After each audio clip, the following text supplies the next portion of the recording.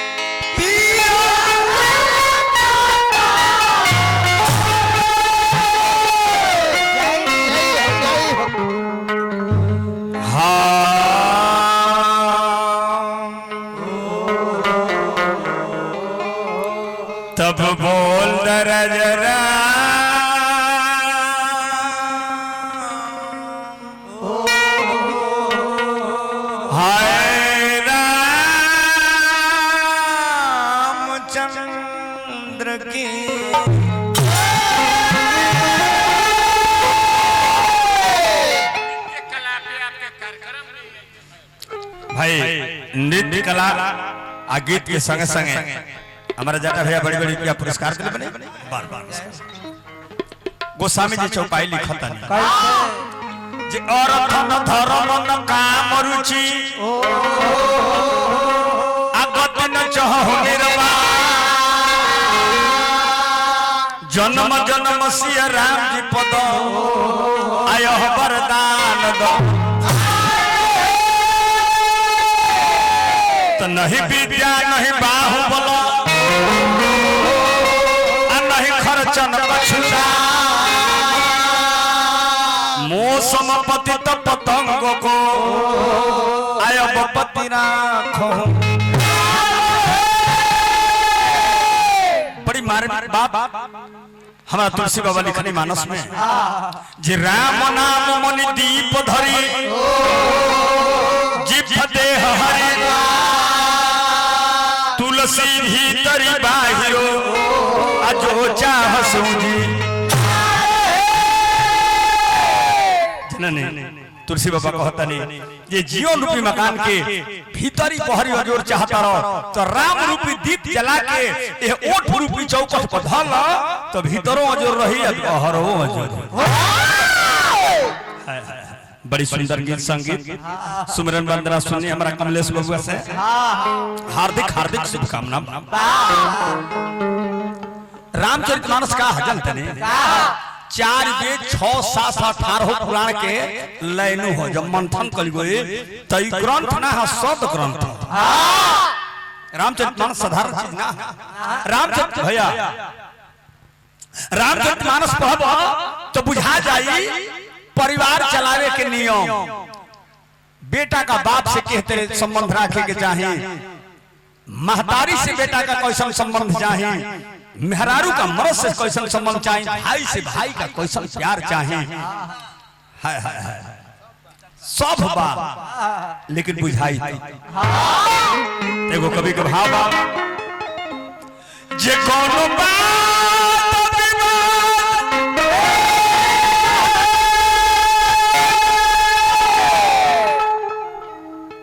शास्त्र में तर्क जरूरी हो कुतर्क बाबू तर्क जरूरी बा तो तर्क कर रहा को जब अपना के सतर्क हो जाता तर्क चालू करा एक घड़ी बिना सतर्क के तर्क होता अपना मन यार बाई कुछ बोल पूरी भुजिया कुछ जे कोनो बात विवाद न सुंदर सो अरे संवाद हमारा लाद से रुचता तुलसी दल परसा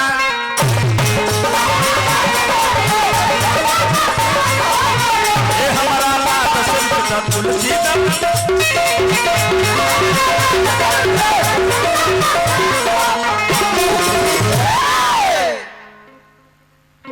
रामचरितमानस के पाठ कहवावल जाता है 24 घंटा के तो कहे वाला लोगन के ठिका दे दिया जाता 15,000 20,000 तो हाली हाली खाली पढ़ा पारे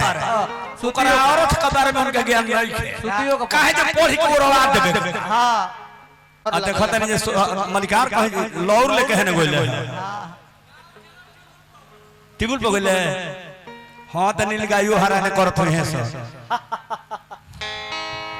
मन्ने जाता भैया सोहर के भाव है जा बड़ी पुरान भाव है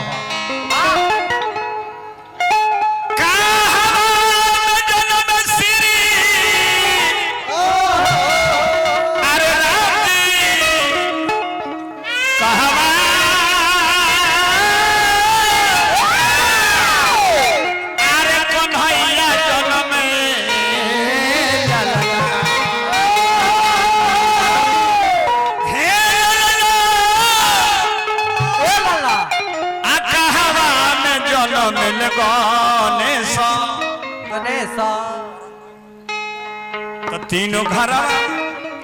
अमंगल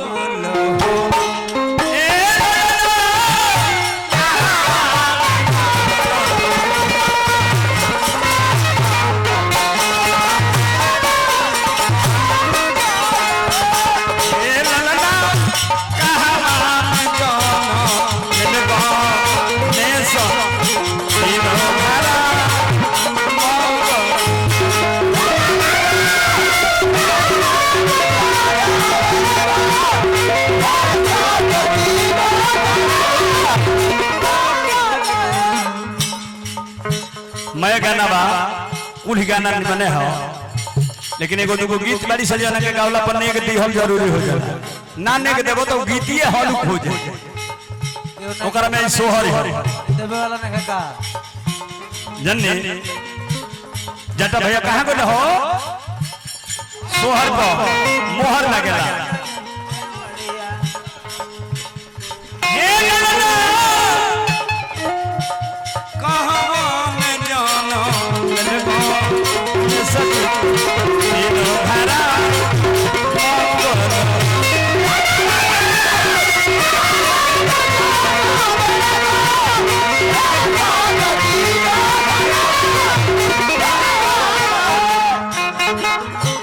कहर सोहरिया बोलबे तके के कहां जन्म लेता है ये सोहर पर प्रसन्न होकर हमारा श्री कृष्ण राजभर भैया श्री कृष्ण बाबू बहुत बहुत पुरस्कार देनी हार्दिक अभिनंदन शुभकामना जाए तो हमारा तो बुझल जनी ठल्ले हो जाए लेकिन तू बाला जे संभार दे श्री कृष्ण बाबू के हार्दिक अभिनंदन शुभकामना तके के कहां जन्म लेता है अयोध्या में जन्म श्री राम मथुरा में कन्हैया जन्म सुमथुरा में कन्हैया जन्म इललना इललना होश में जाने इललना पर्वत पजन में गणेश तीनों हरवा मंगल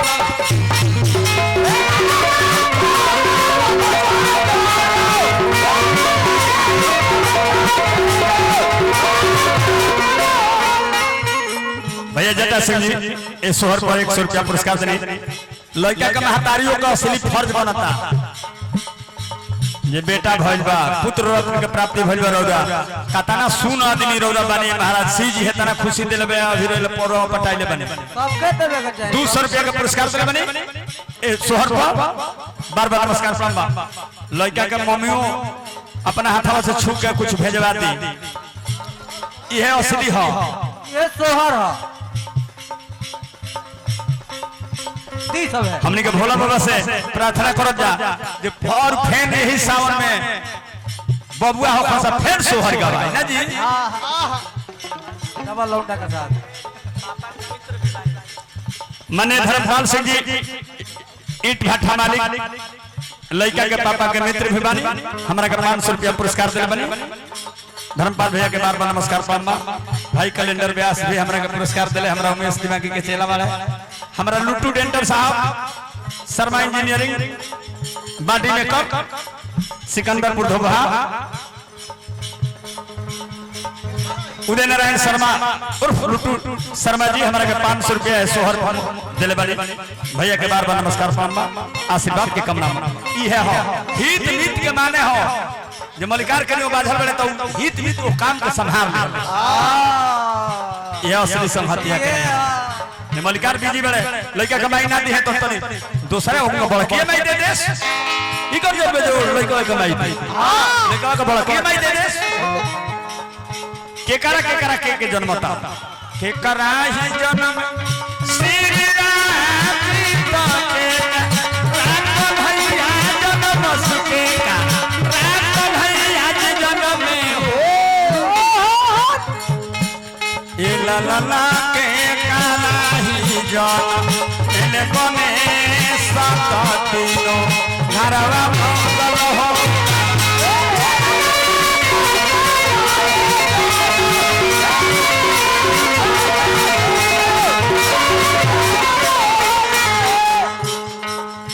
तो देखिए के करा के जन्म लेता वो शिला का जन्म श्री राम देवकी का कन्हैया जन्म सुदेवकी का कन्हैया जन्म में हो इललना गौरा का जन्म इने बने सात तीनों घरवा मंगल हो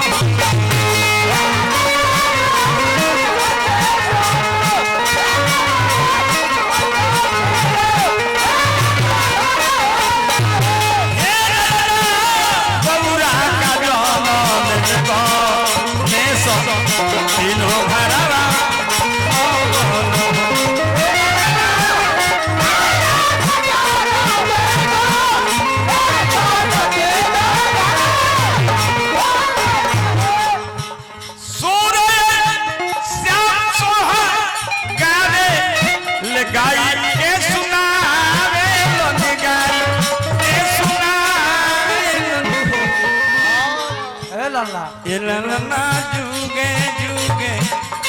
ललना साले साले बढ़ो ए हवा तर महल में उठे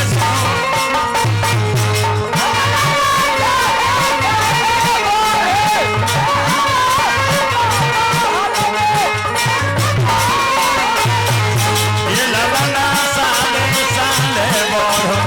ए हवा तर महल में उठे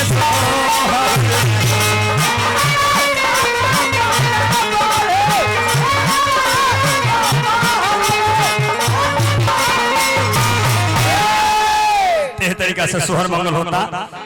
अब उनके गाना के समाप्ति के तरफ बनी जा। अब दुनियादारी लयदारी बाजार खत्म बा कुछ गो या कहत खैर खत्म से मतलब नहीं खे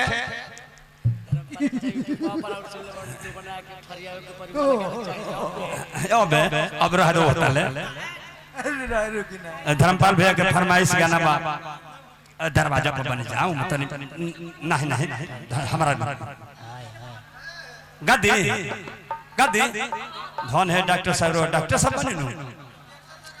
मरीज के मर्जी से इंजेक्शन लगाई तब तो दुकान चलल नु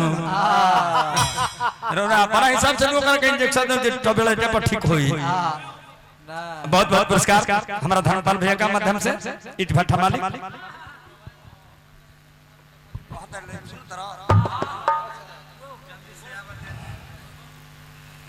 हो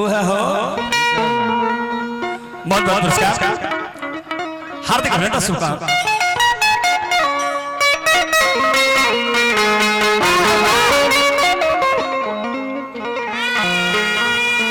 मर्द मेहरारू के बारे में गोस्वामी जी लिखत नहीं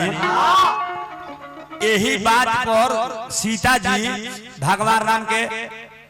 चुप करा दिया अच्छा जो बन के तैयारी कैले भगवान राम अच्छा भैया तो सीतो जी कहले जो हम चलब कहले जी सुना वैसे अधिक धर्म नहीं दूजा सात और सास ससुर संपूजा मेहरारू खाती पतो ही खाती कर ले बड़हन धर्म ना हो जे तू घरे रह के अपना सास ससुर के सेवा कर तो गोस्वामी जी लिखता नहीं सीता जी कहले आई तो बात जरूरी बा ई तो बात राउर कहल मानता नहीं तो भाई बात बाउर बे करे जे का तो कहता नहीं जे जीव बिन देह नदी बिन बारी आ वैसे ही नाथ पुरुष बिन जीव बिन देह नदी बिन बारी वैसे ही नाथ पुरुष बिन नारी यही बात पर राम जी चुप चुप बोले आ सीता जी समझ तो मर्द बिना मेहरारू सुन होले मर्द बिना मेहरारू सुन हो जाए जे तेरे जल बिना मछरी व्याकुल हो जाए जीव बिना देह बेकार हो जाए वही तरी पति के बिना पत्नी बेकार एक जनी को हतरी अपना पर जे जल्दी से आओ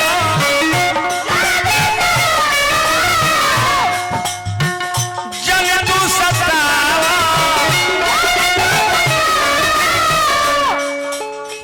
बिगड़ा बात अब बनावे मोहरी जो बना चलिए में करो लड़ाई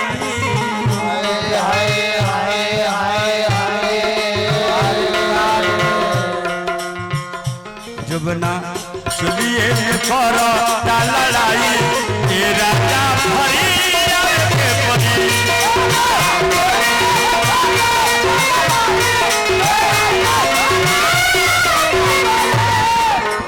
बहुत बहुत रुपया भैया पुरस्कार देनी राउर नाम तो नहीं जान पावर नमस्कार जल्दी से आओ जन तू सताओ बिगड़ा बात अब बनावे मोहरी ये जो बना चलिए में करो लड़ाई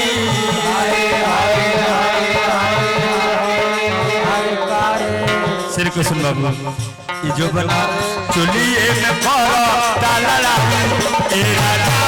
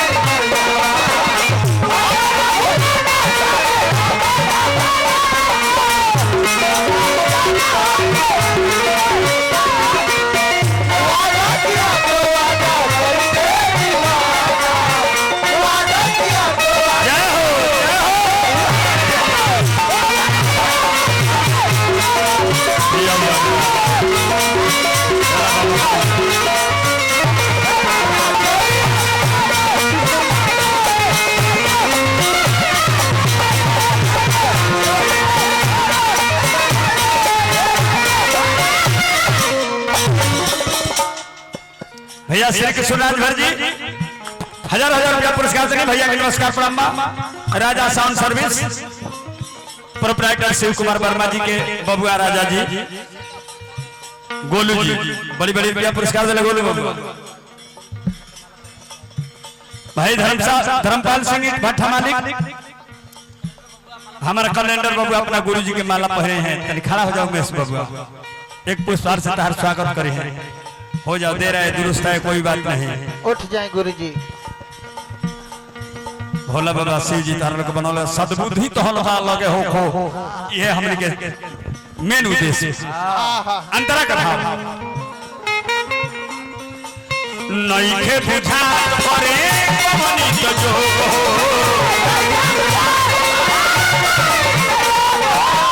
अदे राजा बुझात लिखे जे कौन दवाई करी दावा का काम करे ए भय कौन रोग हो दावा का काम करे भय कौन रोग हो ए बोलबो के करा से कही कैसे के रही के करा से कही कैसे के रही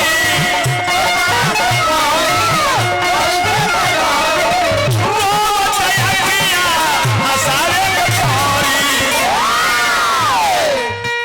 ई जो बना चलिए में करता लड़ाई हाय हाय हाय हाय हाय अरे पारे जुगना चुलिए में करता लड़ाई तेरा ता भरिया के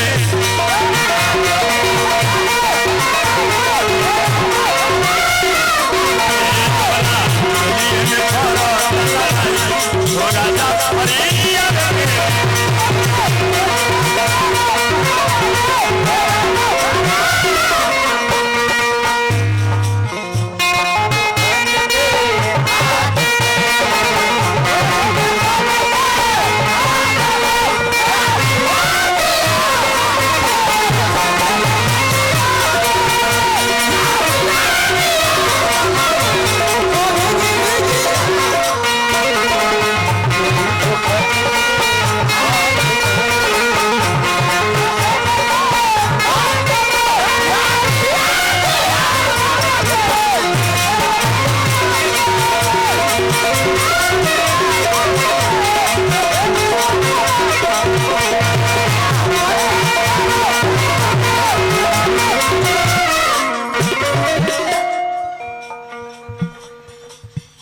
का कहत रहे टिंकू बाबू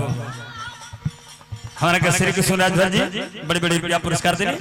हार्दिक अभिनंदन शुभकामना बा। जानता रहो गाड़ी के ड्राइवर जब बढ़िया रही इंजन में तनी 200 रही तब वो के स्टेशन पर पहुंचा हां ड्राइवर के ऊपर डिपेंड। अब बौरा ड्राइवर के नया गाड़ी दे दे बनू अटर पटर गियर लगा के गियर बॉक्स सब कबार दिए के दे हां मर जे गियर बॉक्स में आवाज पूजी लेट हो गई। भाई धर्मपाल से धर्मेंद्र राजकुमार जी के मित्र बने बड़ी बड़ी पुरस्कार कैलेंडर व्यास जी यही जवाब कहते ये बोलमुआ मनवा में धइले बड़ा आजा जा कौन खीस हो विचार करो कहिया के गोइल हो सुबह 19 में गोइल राजा बीतता ये 21 हो 19 में गोइल राजा बीतता ये 21 हो 19 में गोइल ये 21 बीते वाला बा आदो बीतेला हाय हाय हाय का बोलो मुआ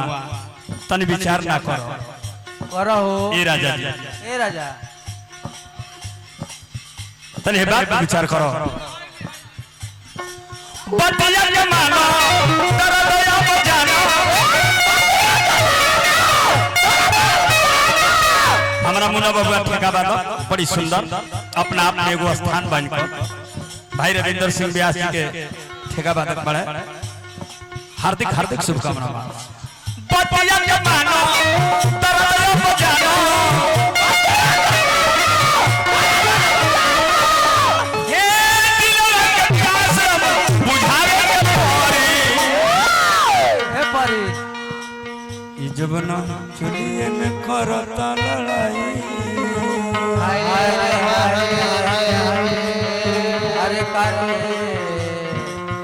ई जबना चुलिए में करता लड़ाई ये राजा भरी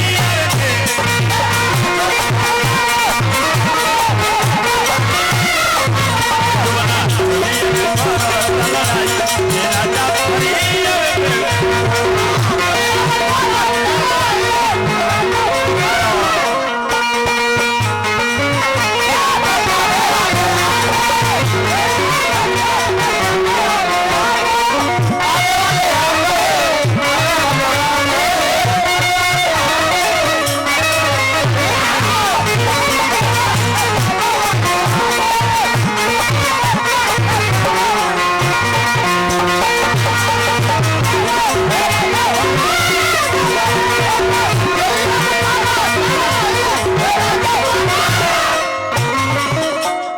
अंतिम कड़ी में मेहरारू कर दिए बलमुआ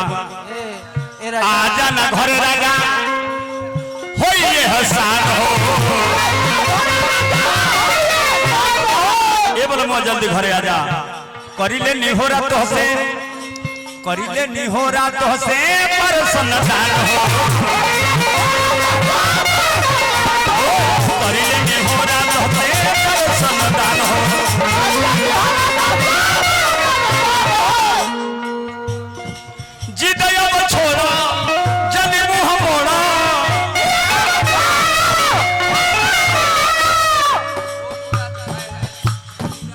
भाई टोनू राजा खैरा बड़ी बड़ी पुरस्कार से टोनू बाबू के हार्दिक अभिनंदन शुभकामनाएं जिदयब छोड़ा मुँह जनी मोड़ा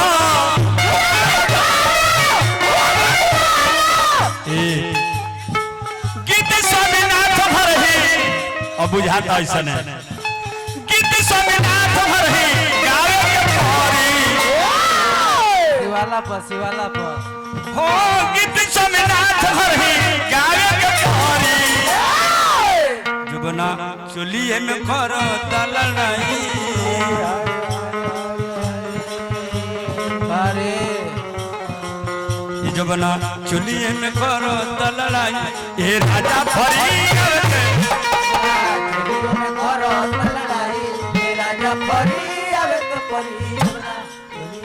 तो देखो बबुआ ई कुल बीरह आ बीरह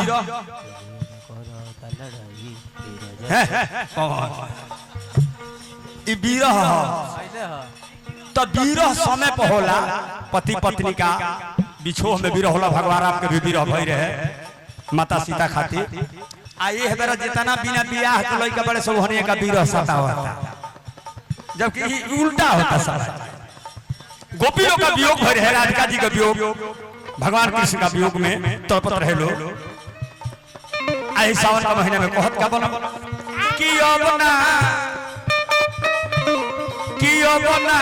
पहिरगे सखी सारी बिना मदन मुरारी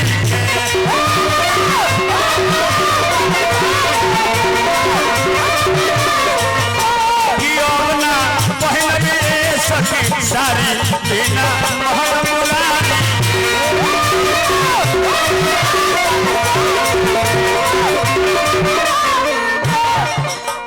जियो भगवान बनौले रस कहल कोख मांग दूनो बनल होता बिना मदन मुरारी के बिना मदन मुरारी के ये सखिया कि अब ना पहले में ये हो सखी सारी बिना मोहन मुरारी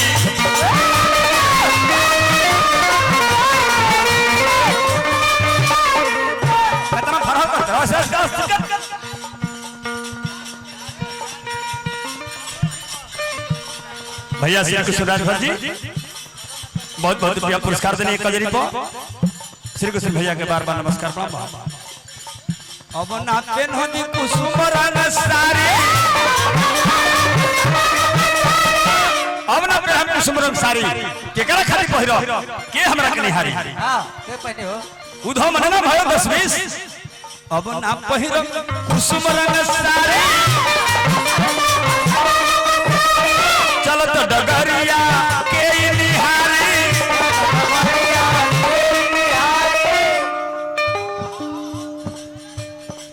नागिन भाई पानो चलिए बा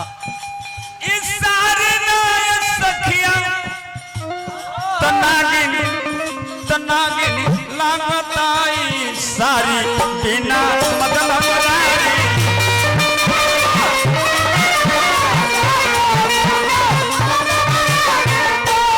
अब ना पहले हो सकी सारी बिना मदन मुरारी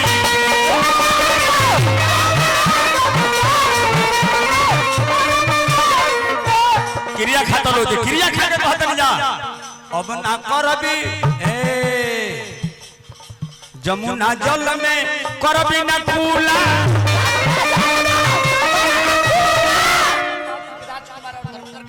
भाई धर्मपाल सिंह राजकुमार धर्मेंद्र जी के मित्र भी बने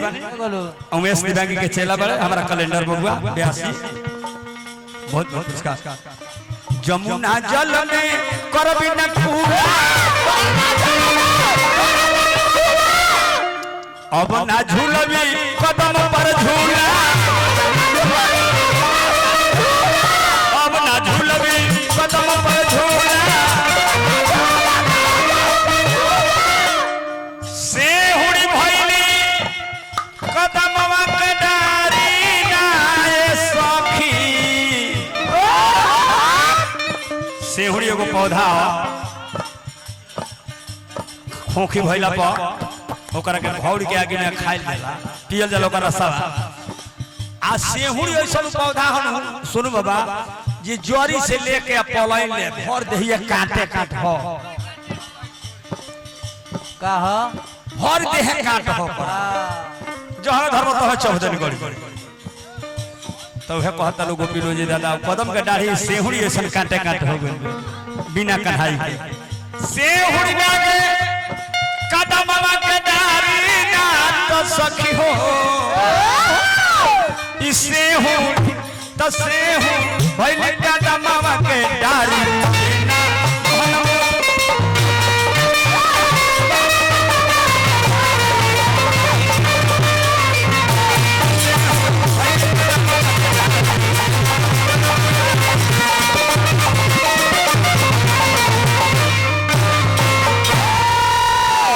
बोलिए शंकर भगवान की सखिया कि अब ना पहले में ये हो सकी सारी बिना मोहन मुरारी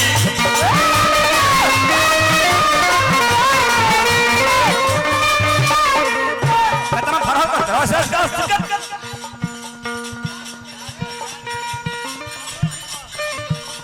भैया श्री कृष्ण राजभर जी बहुत बहुत रुपया पुरस्कार देने कजरी को श्री कृष्ण भैया के बार बार नमस्कार प्रणाम अब नाते नदी कुसुमरंग साड़ी अब ना पे हम कुसुमरंग साड़ी केकरा खाली पहिरो के हमरा के निहारी हां के पहने हो उधो मन ना भयो 10-20 अब ना पहिरो कुसुमरंग साड़ी चलो तो डगरिया के निहारी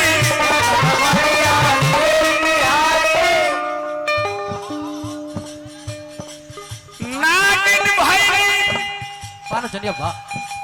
इस सारे नय सखिया तनागिन लागताई सारी बिना मदन मुरारी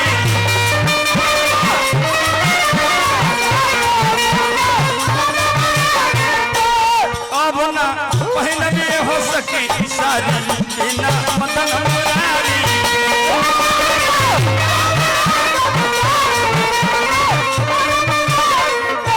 क्रिया खाता लो क्रिया खा के कहत नहीं जा अब ना करबी जमुना जल में करबी ना कूला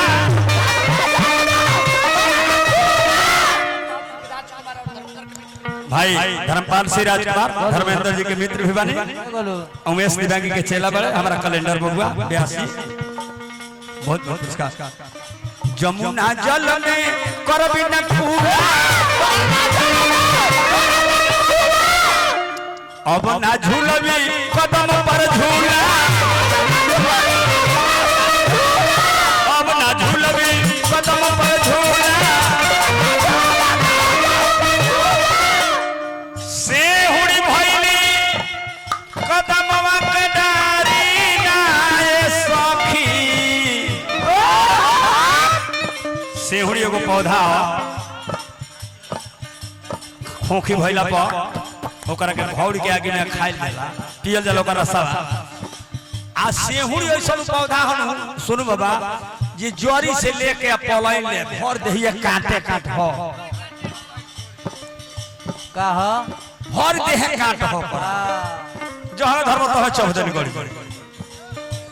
तो है कहता लोग गोपीलो जी दादा कदम के दाढ़ी सेहुड़ी ऐसा कांटे काट हो गए बिना कढ़ाई के सेहुड़ी लागे कदमवा के डारी ना तो सखी हो इसे हो तसे हो भइल कदमवा के डारी